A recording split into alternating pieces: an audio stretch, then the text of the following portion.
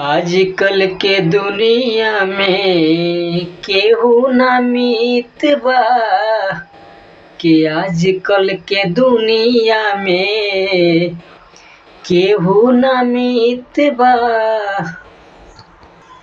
केहू नयापन प्यार सबके झूठ बा।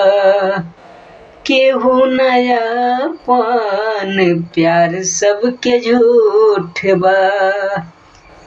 आजकल के दुनिया में केहू ना मीत बा।